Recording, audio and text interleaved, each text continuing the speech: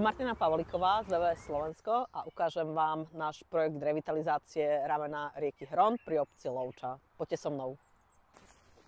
No, čiže toto je staré rameno v Lovči, ktoré z časti bolo zazemnené, ale z časti tuto trošku nižšie je normálne voda, tam stojí. Takýchto ramien, ktoré boli odrezané napríklad na Hrone, je okolo 50-60 km. A samozrejme nie každý kilometr toho ramena sa dá pripojiť. Na druhú stranu, každé, ktoré sa dá pripojiť, tak každý liter vody, ktorý sa takýmto spôsobom zachytí, tak je proste dôležitý.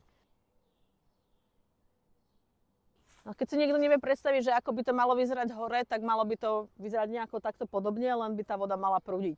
Čiže nemalo by to byť len stojatá, ako je teraz. Ona jemnulinko prúdi aj teraz. Ono to je tak vidno, že keď človek sa zadíva, ale takéto niečo môže byť od hora až dole. Keby sme popripájali tam, kde to ide, takéto ramená, to je obrovský objem, ktorý vlastne sem sa môže naliať počas povodne a nevytopí to potom, ja neviem, Žarnovicu alebo aké mesta ďalej nižšie.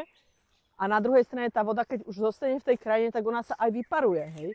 Čiže ona ochladzuje tým výparom, ochladzuje svoje okolie. A keď to celé prepojí a pôjde to vlastne ďalej, tak je to niečo, čo môže pomôcť naozaj nielen prírode, ale aj ľuďom, lebo tá zmena klímy, akýkoľvek model vlastne hovorí o tom, že tie zrážky nám budú proste stále viacej a viacej extrémne, že budú obdobia sucha, bude obdobie, keď bude pršať a my potrebujeme takéto miesta, kde keď je tej vody veľa, tak ju pustíme bezpečne, nikomu neuškodí. A na druhej strane, keď nebude pršať, tak to bude vsakovať, bude sa vyparovať, bude ochladzovať okolie a bude to fungovať celé. No. Čiže tu sme na konci ramena, ktoré tu je vlastne pripojené na rieku Hron. Takto by to mohlo vyzerať aj na tej druhej časti, ktorá dnes je zazemnená a voda tam neprúdi. Takýto projekt, aj keď sa zdá, že je to niečo malé, tak v skutočnosti treba veľmi dobre pripraviť, zainteresovať do toho rôznych partnerov, samozrejme miestnych ľudí a veľakrát práve mimovládne organizácie majú expertízu, prepojenia, kontakty, ktoré vlastne môžu priniesť do podobných projektov.